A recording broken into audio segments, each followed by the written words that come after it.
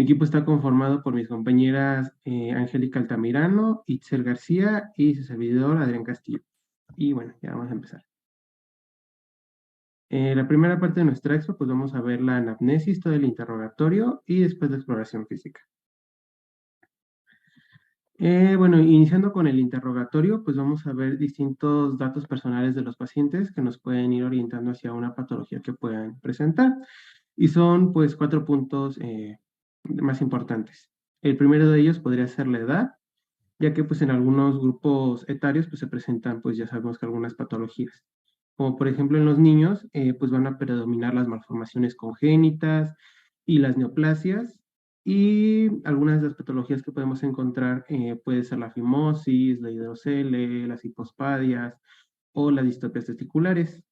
Después pasando a los adolescentes, aquí pues por el crecimiento puberal ya va a favorecer la aparición pues, de otro tipo de enfermedades, como es la torsión testicular de cordón y la varicocele, así como también son frecuentes los tumores de testículo, los traumas urogenitales dependiendo de sus actividades, y también de acuerdo a su actividad sexual, pues las enfermedades de transmisión sexual como tal. Eh, Después pasando al adulto joven, pues aquí lo que va a predominar son las litiasis urinarias, pero igualmente van a estar presentes las ETS, las prostatitis y algunos tumores. Ya en los adultos, pues pueden empezar a aparecer trastornos de la micción, esto por problemas prostáticos, como puede ser la hiperplasia prostática, y empezar a haber disfunciones sexuales. Y ya por último, en pacientes adultos mayores o de la tercera edad, igualmente puede haber trastornos miccionales debido a la vejiga neurogénica por algún proceso degenerativo del sistema nervioso central, o igualmente pues ya se empiezan a ver distintos tumores, como puede ser el cáncer de próstata. Bueno, pasando con el siguiente apartado, sería el de lugar y residencia o la ocupación de los pacientes. Iniciando con la tuberculosis genital, se ha visto que principalmente se ve en donde hay o viven un conglomerado de personas, y en personas que viven con un estrato bajo social. Después los traumas urogenitales, pues principalmente en pacientes que sean obreros de alguna construcción, como pueden ser los albañiles. Después la litiasis urinaria, pues esto igualmente puede ser en pacientes que trabajen con temperaturas muy altas o que vivan en climas muy extremos con mucho calor y pues estén en constante deshidratación. Esto igual se va con la dieta, al no ingerir pues mucha agua. Después el cáncer escrotal, un factor de riesgo lo han visto los deshollinadores, que son los que quitan el hollín de las chimeneas. Y el cáncer vesical, pues en personas que trabajan con aminas aromáticas o algunos colorantes. El siguiente, pues son los heredofamiliares, y pues hay algunas enfermedades que pues, se rigen por esta característica, como ser la pielonefritis, igualmente la litiasis urinaria o la enfermedad poliquística renal. Igualmente, pues si están antecedentes neoplasias en la familia, pues es importante pues preguntarlos. El más conocido creo que de todos es el cáncer de próstata, si sus padres o sus abuelos lo presentaron, o incluso sus hermanos. Y también hay algunas comorbilidades que van a dar alteraciones urológicas, como puede ser la hipertensión arterial o la diabetes mellitus, que sabemos que el paciente puede tener poliuria. Y bueno, el último de estos antecedentes vendrían siendo los personales. En este caso, pues podemos encontrar traumas escrotales en pacientes que practiquen algún deporte de contacto físico o muy brusco, como puede ser el fútbol o el rugby. También lesiones de la uretra vulvar en los ciclistas, la litiasis urinaria, como le dije, se ve por la dieta debido a una baja ingesta de agua o en dietas ricas en calcio. Después también el tabaquismo o las toxicomanías, pues se puede relacionar con algún tipo de cáncer o de neoplasia. Igualmente se ha visto algunos fármacos pueden tener alteraciones urológicas, como puede ser la disfunción eréctil dada por el propanolol o las benzodiazepinas, la hematuria si el paciente está tomando anticoagulantes o antiagregantes, igualmente incontinencia o alteración en la eyaculación por la histamina, las benzodiazepinas, el furosemide, etcétera, y retención urinaria pues la puede dar el nifedipino, las benzodiazepinas o la loratadina.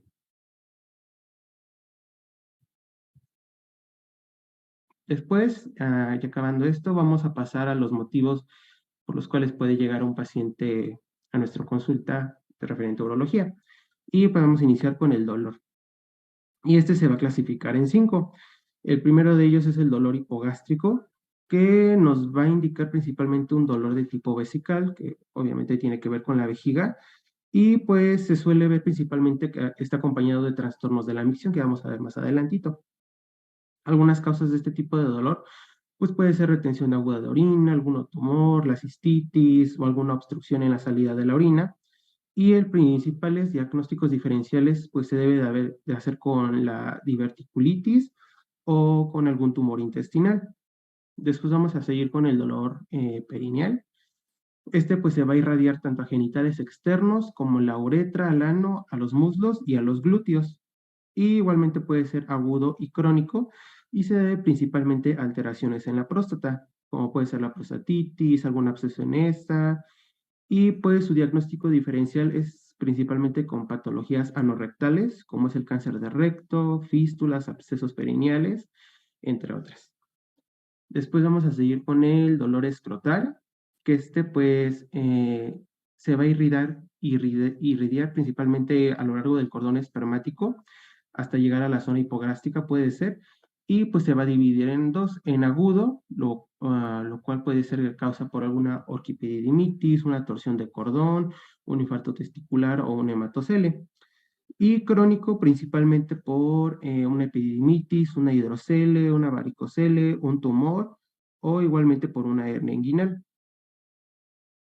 Y bueno, este puede ser uno de los diagnósticos diferenciales.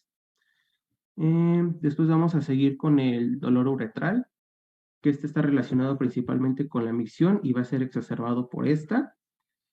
Y pues este va a estar como tal referido en todo el tracto uretral y incluyendo el meato urinario. Y pues algunas causas de este tipo de dolor, pues puede ser la periuretritis, la prostatitis, algún tipo de litiasis o la presencia de un cuerpo extraño en la uretra como tal. Y por último es el doctor peniano, que este se va a dividir en tres. Primero, si el pene se encuentra en flacidez y causa dolor, se ve relacionado principalmente con enfermedades cutáneas del pene, como puede ser la balanitis, la vanoprostitis, una dermatitis de contacto, etcétera. Después, si hay dolor durante la erección, principalmente se atribuye a la enfermedad de Peyronie, que es una afección en la que se va a formar tejido fibroso, como tal, dentro del pene, debido a lesiones consecutivas que éste ha sufrido. Y por último es el priapismo, que este va a ser la erección prolongada y dolorosa en ausencia de deseo sexual.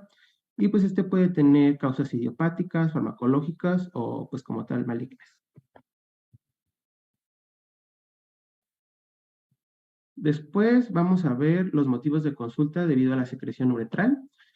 Y pues aquí vamos a tener ya, vamos a empezar a ver conceptos. El primero de ellos pues es la uretrorrea, que es la secreción hemática, serosa o purulenta que como tal sale de la uretra. Y se divide en dos, la hemuretrorragia, que es la hemorragia uretral, y pues es como tal sangre que aparece en el meato en el intervalo de las micciones. Y la piouretrorragia, que es exactamente lo mismo, pero en cambio de ser alguna hemorragia o sangre, pues es la secreción serosa o seropurulenta. Y pues de las principales causas vamos a tener la uretritis, que como tal es un proceso inflamatorio en la uretra. Y pues las principales causas se dividen en gonocócicas y no gonocócicas, como tal las gonocócicas por el Neisseria gonorrhoeae, y las no gonocócicas como puede ser clamidia, herpes simple, ureplasma ureleticum y tricomonas vaginalis. Pero igualmente se ha visto que incluso en las uretritis gonocócicas, en un 30-40% se suele ver acompañado de algún otro de los agentes que ya mencioné.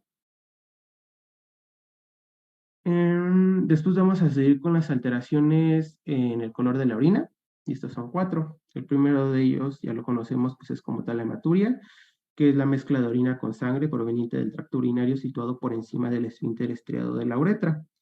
Y pues para contabilizar la hematuria, pues es ya por medio de un estudio de orina. Y si se encuentran de 1 a 3 hematíes por campo, este va a ser negativo. De 4 a 100 hematíes va a ser una hematuria microscópica y no va a haber cambio en la coloración de la orina. Y más de 100 hematíes, pues ya va a ser macroscópica y ya va a tener un cambio de color y se puede ver rojita. Después va a estar la quiluria, que es la presencia de líquido linfático en la orina, y esta puede tener un color blanco lechoso. La causa, pues principalmente es una fístula entre el sistema urinario y el linfático.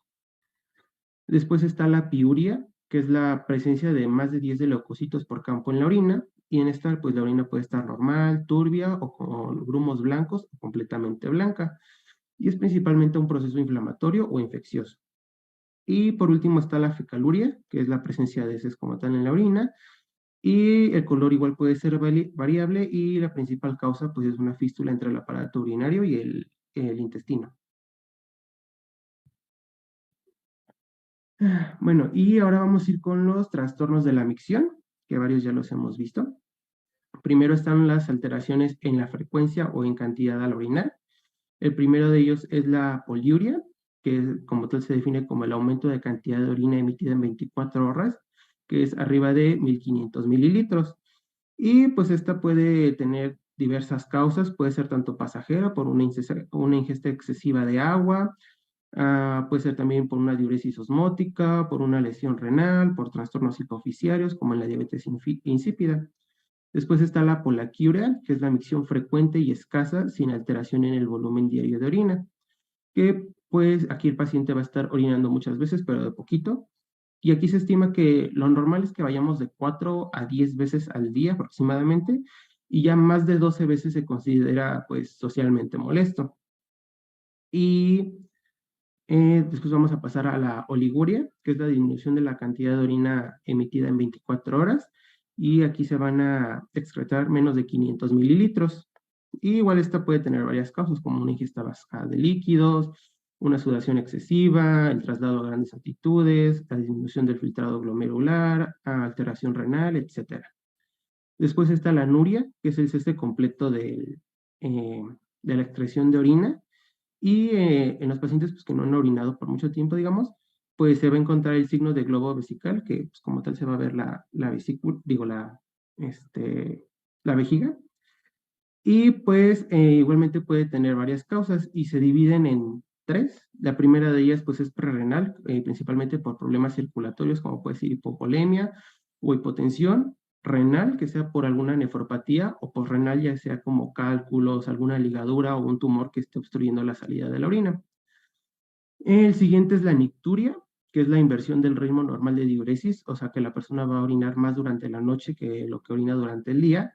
Y por último es la obsiuria, que es el retraso en la eliminación del agua ingerida. Y bueno, seguimos con los trastornos de micción. Siguen los síntomas premiccionales, aquí son tres. El primero de ellos es la urgencia, que es el fuerte deseo miccional y sensación en la que la micción es inmitente. Y esta sensación principalmente se va a sentir en el perineo o en el pene y va a producir una contracción del piso pelviano para evitar pues una incontinencia. Y se menciona que pase esto una vez a la semana pues es normal, pero ya más de esto pues ya no podría ser patológico. Y bueno, después es la vacilación, que es el retardo en el inicio de la micción una vez el paciente desea orinar y está preparado para ella.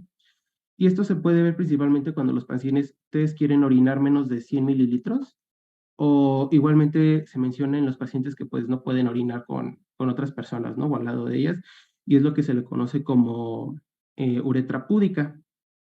Y por último es la incontinencia, que como tal es la pérdida involuntaria de orina, y pues este ya va a causar un problema social e higiénico, y pues puede ser por varias causas, puede ser por esfuerzo, pues como tal hacer un esfuerzo físico, una incontinencia de urgencia, por risa, también por rebosamiento, que se da por un aumento de la presión intravesical, o igualmente por una incontinencia total de orina, que en esto se van a perder las resistencias en el tracto de salida de la orina.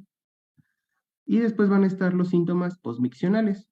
En este vamos a tener el tenesmo vesical, que va a ser la persistencia del deseo miccional una vez esta termina. Después la disuria, que como tal es la dificultad en la micción o en el dolor, o igualmente se refiere al dolor uretral. Y por último está el goteo postmiccional, que es la pérdida de orina una vez que el vaciado ha sido completo. Y se debe de diferenciar este goteo postmiccional con el goteo terminal, ya que el terminal pues va a continuar como tal con el flujo de orina cuando se esté orinando. Y igualmente algo en tomar en cuenta en estos síntomas postmiccionales, pues es el flujo de la orina, si es continuo o intermitente, si el calibre varía durante el día, y también la fuerza de este. Y bueno, por último, de los motivos de consulta están las disfunciones sexuales. Y aquí hay 4 conceptos. El primero de ellos es la impotencia eréctil, que es la imposibilidad para lograr y conservar una erección. Después la eyaculación precoz, que es una eyaculación no controlada antes o poco después de la penetración. Después la eyaculación retrógrada, que esta se va a dar un flujo retrógrado del semen hacia la vejiga por mecanismos de incompetencia del cuello vesical. Y el último de ellos es la aneyaculación, que es la incapacidad total para eyacular. Y se ha visto que pues tiene varios factores o varias causas. Pueden ser psicológicos, neurológicos, endocrinológicos, vasculares, por hábitos toxicológicos o farmacológicos, como lo mencioné al inicio. Pero pues casi siempre el 90% de los casos se puede deber a algún problema psicológico. Y bueno, ahora vamos a continuar con la exploración física. Bueno, para la exploración física vamos a comenzar con lo que son genitales externos. Principalmente aquí vamos a ver testículo, epidídimo y el escroto. A grandes rasgos nos vamos a encargar de evaluar el tamaño, la consistencia y la movilidad de estos órganos. Y en general, de los 3 se hace una palpación con suavidad con el dedo pulgar, el medio y el índice. Los testículos tenemos que evaluar el tamaño, la consistencia y, como ya les dije, la movilidad.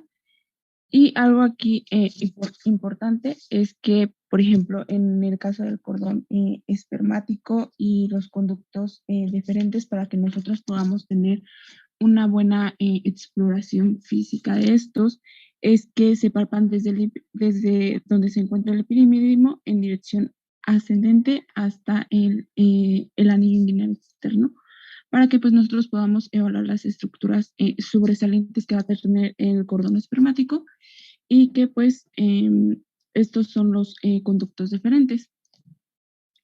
¿Le puedes dar a la siguiente, por favor? Las principales características que nosotros debemos de tomar en cuenta y que vamos a encontrar en esta exploración física normal es que los testículos van a tener una consistencia firme que va a ser casi dura y se tienen que movilizar de una forma totalmente libre, no tiene que haber tumoraciones. Y el epidídimo es blando, no tiene que tener nódulos y la cabeza siempre va a ser de mayor calibre que la cola y va a estar situado en la parte posterior de los testículos. Siguiente, por favor. Le tenemos que hacer saber a nuestro paciente que él también puede realizar una autoexploración testicular y que es importante que lo haga si llega a encontrar alguna anormalidad para que sea reportado a su médico. Y esta principalmente consta de 4 pasos. El primero es que tiene que utilizar ambas manos para realizar esta autoexploración y lo puede hacer durante el baño o después de que se haya dado un baño. Y tiene que examinar con sus dedos y hacer una ligera presión en los testículos, revisar que no haya cambios en el tamaño, que no sienta bultitos, que no encuentre irregularidades, que se puedan mover de forma libre. Y también lo puede hacer igual se puede familiarizar con el cordón espermático y el tubo del epidídimo. Es un poquito más difícil a lo mejor que el paciente los logre localizar, pero lo puede hacer y se le tiene que explicar que son estructuras que van a conectar la parte posterior de cada testículo y que tampoco tiene que haber tumoraciones ni anormalidades. Entonces es importante darle esta educación al paciente y hacerle saber que él también tiene que realizar una autoexploración testicular. Siguiente, por favor.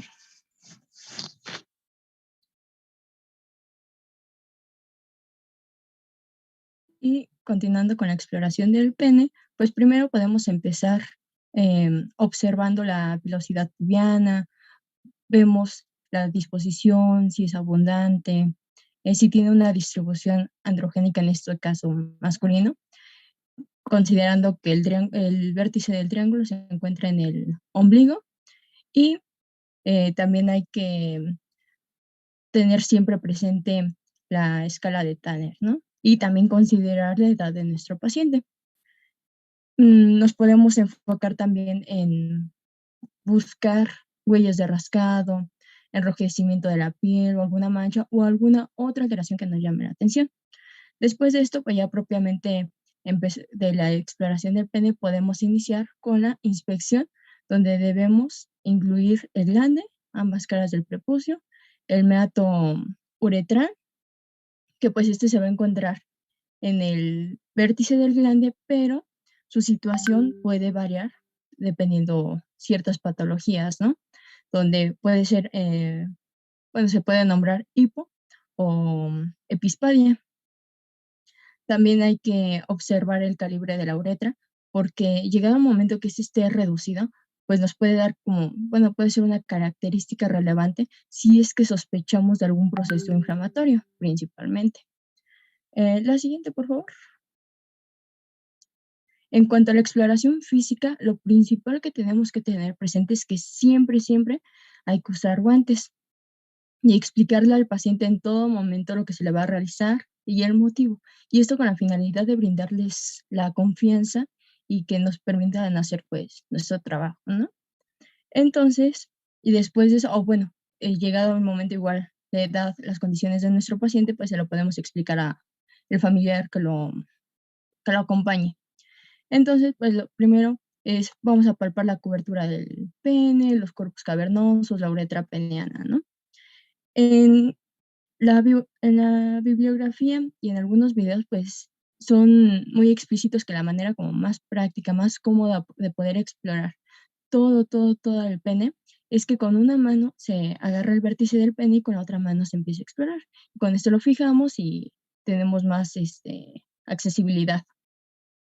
Entonces, pues lo principal es que debemos retraer el prepucio, observamos si hay datos de balanitis, balanopostitis o algún tumor, si hay datos de, bueno, si hay esmegma, que este debe de estar en poca cantidad de manera normal. Checamos características del frenillo, también podemos retraer el meato uretral con el pulgar y el índice, y esto con la finalidad de descartar la presencia de tumores en la fosa navicular. También debemos de palpar, como les mencionaba, la uretra peniana, que esto se hace principalmente con el dedo índice y con el pulgar, como se muestra en la imagen de abajo izquierda. Y recordando que pues esta parte de la uretra peniana se va a localizar dentro del cuerpo esponjoso. Entonces pues vamos siguiendo el trayecto de la uretra y pues no debemos de sentir alguna obstrucción, alguna masa, ¿no? También después de eso, después de tanto explorar la uretra como el cuerpo esponjoso, nos vamos con los cuerpos cavernosos y de manera sana, pues no debemos de checar la consistencia, la elasticidad, cuando palpemos no haya ninguna masa, alguna induración, como es el caso de la imagen de arriba, que podemos ver una placa fibrosa que se forma en la túnica, eso no está bien. Esta exploración no debe generar dolor al paciente y si es así, pues vamos recolectando estos datos para nuestro posible diagnóstico. La siguiente, por favor. Igual, en la exploración de la próstata, pues debemos de recordar siempre, siempre guantes y aparte el uso de lubricante. Igual le brindamos la confianza necesaria al paciente, le explicamos el motivo y la importancia que tiene el que se realice esta exploración física. En cuanto a posturas para realizar el tacto rectal, existen tres principales: decúbito supino, decúbito lateral izquierdo, que este es como el más cómodo para el paciente porque mencionan que es considerado como menos violento.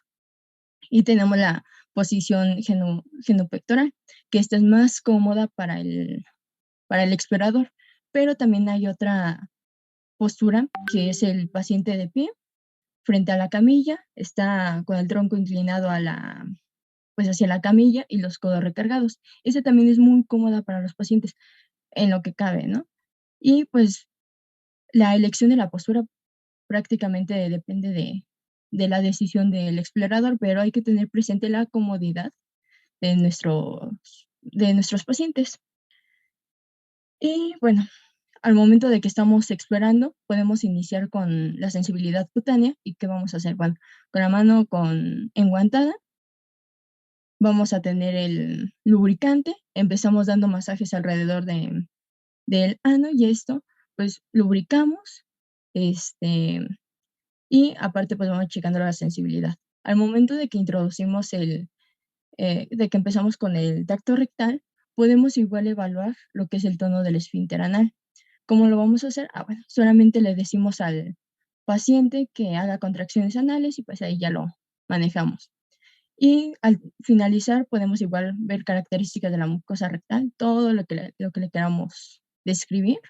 Podemos checar la temperatura y de igual forma en esta exploración pues podemos identificar si hay presencia de estenosis, de hemorroides internas, fístulas rectales, entre otras patologías, ¿no?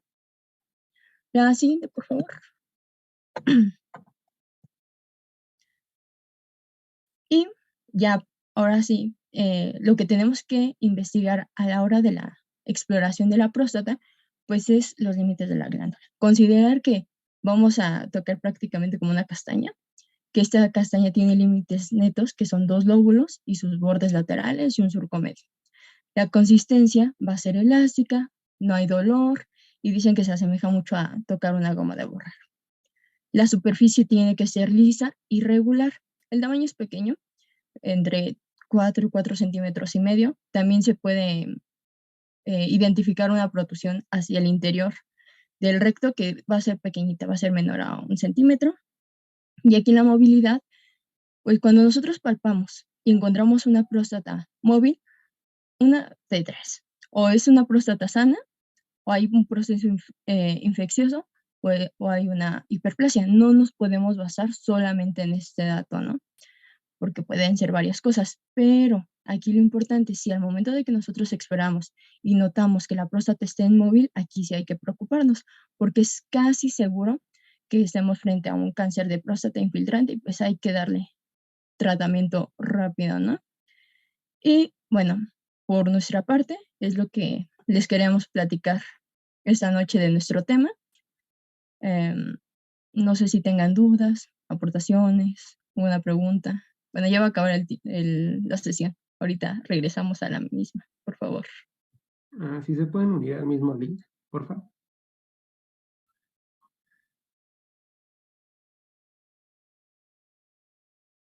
Bueno, el caso clínico que les vamos a presentar es el siguiente. Acude al servicio de urgencias un paciente masculino de 15 años que no tiene antecedentes de importancia. Va a iniciar su padecimiento al presentar un dolor súbito y continuo en el testículo izquierdo.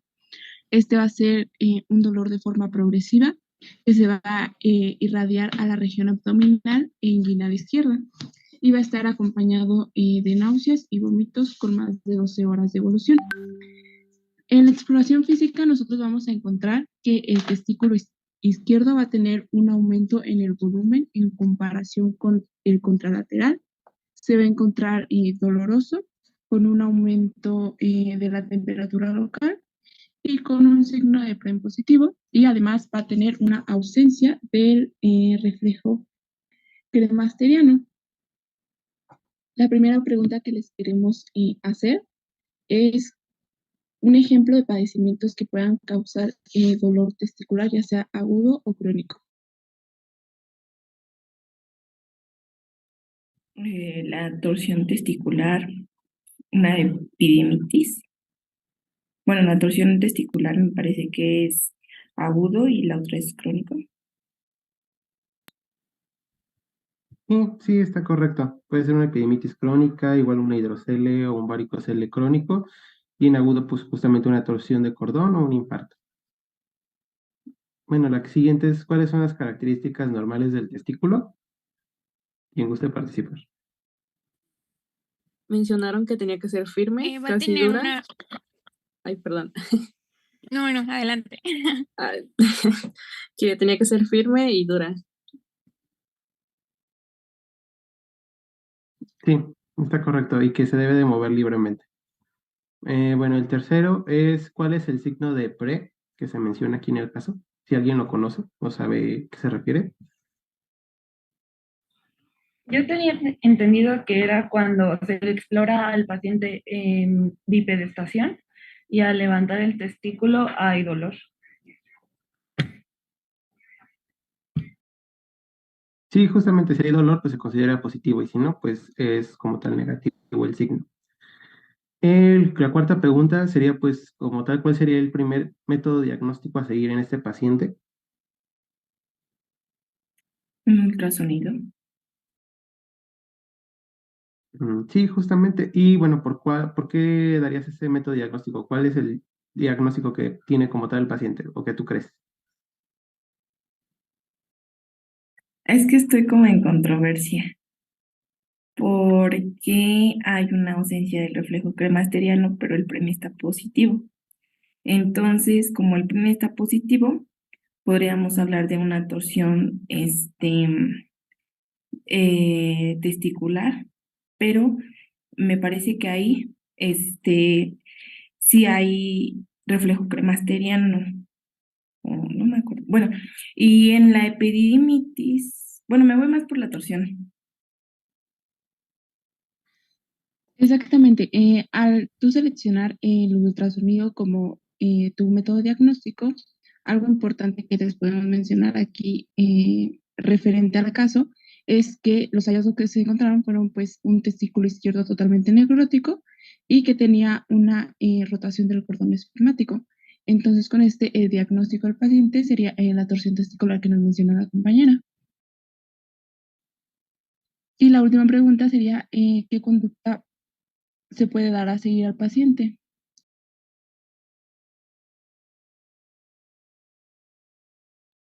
¿Una orquiectomía?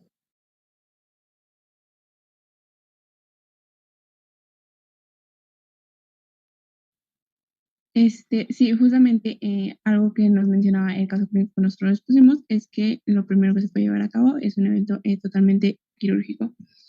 Para finalizar, una de las conclusiones que, bueno, al menos nosotros encontramos de este caso clínico es que pues la torsión testicular siempre se debe considerar como una de las principales causas de un dolor escrotal agudo, lo vamos a ver más adelante en el temario, y que pues se deben evitar los retrasos en el diagnóstico totalmente, ya que pues la atención está directamente relacionada con el salvar el testículo o tener una pérdida completa, pero pues ya se lo vamos a ver un poquito más adelante, por eso no quisimos abordar mucho. Y me parece que eso ya sería todo en nuestra parte. Bien, ya sería todo. Aquí están las respuestas por ahorita que les pasemos la exposición y pues nuestras referencias.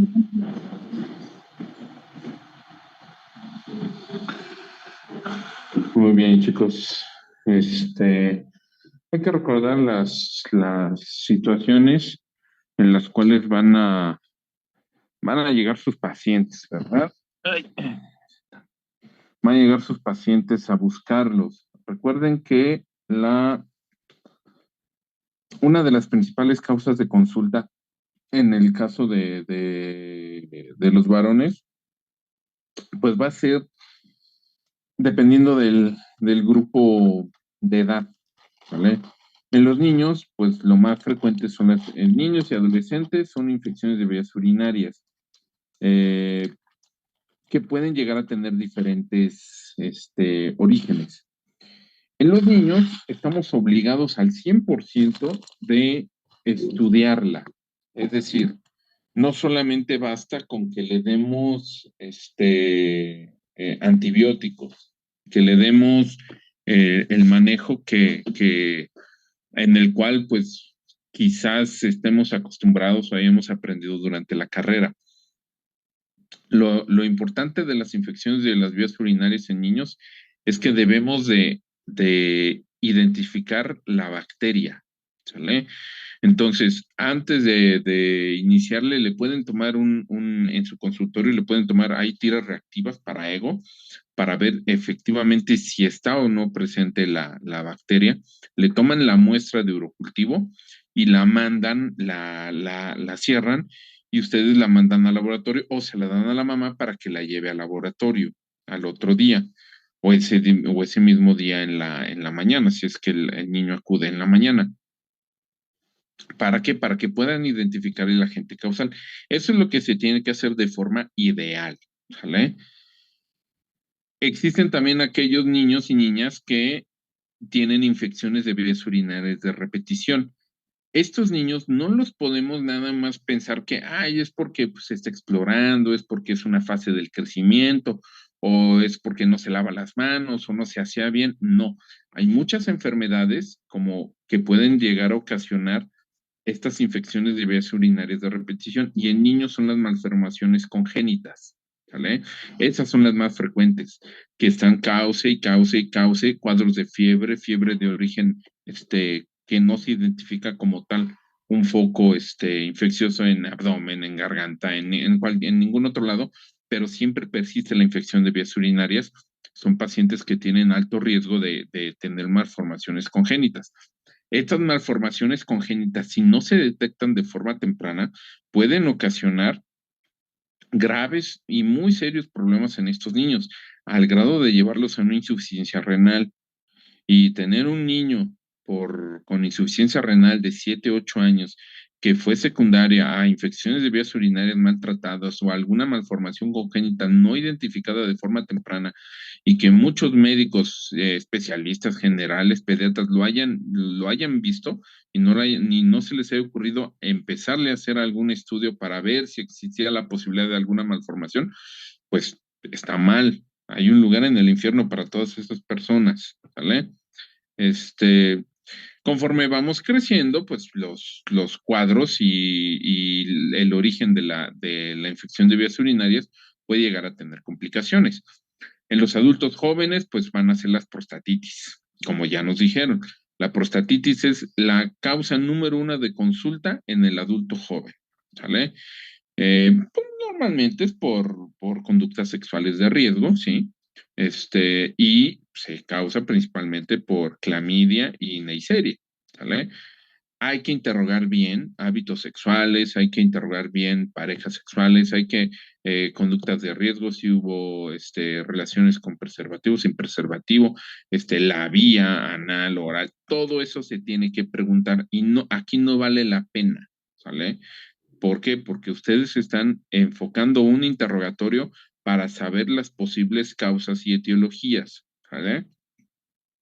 Tienen que tomar en cuenta que esas prostatitis pueden llegar a complicarse, más si hay pacientes que tienen algún estado de inmunosupresión, VIH, o la causa más frecuente de inmunosupresión en México es la diabetes, ¿sale? Por eso los pacientes diabéticos se complican más, les va peor, y tienen una mayor mortalidad que los pacientes no diabéticos. Entonces, tienen que aprender a identificar ese tipo de pacientes para que puedan, tener un abordaje correcto y dar un manejo oportuno. Y quizás, si a ustedes no les toca hacer el diagnóstico completo, no solamente le den antibióticos porque sí, y empiecen a indagar el por qué ya les regresó nuevamente ese niño a la consulta por una nueva infección de vías urinarias. Ya lo vieron hace 3 semanas y otra vez tiene una infección de vías urinarias, ya no es normal. Tienen que empezar a investigar anomalías congénitas. ¿Cómo se llama? Hidronefrosis, reflujo vesicoureteral, malformaciones estenosis-uretrales, estenosis ureterales. Todo eso tienen que empezar a investigar, ¿sale? Pero ya lo vamos a ver en el desarrollo de los demás temas, ¿sale? ¿Tienen alguna duda o pregunta? No, doctor, muchas gracias. No, doctor, creo que no. Va, pues entonces, pues ya nada más checo el temario y me avisan. Mándeme la presentación antes de que la veamos y la revisamos. ¿Sale? ¿Ok? Cuídense mucho, pasen bonita noche. Gracias, Gracias, doctor. Gracias, doctor. Buenas Buenas noches. Buenas noches. Bye, bye.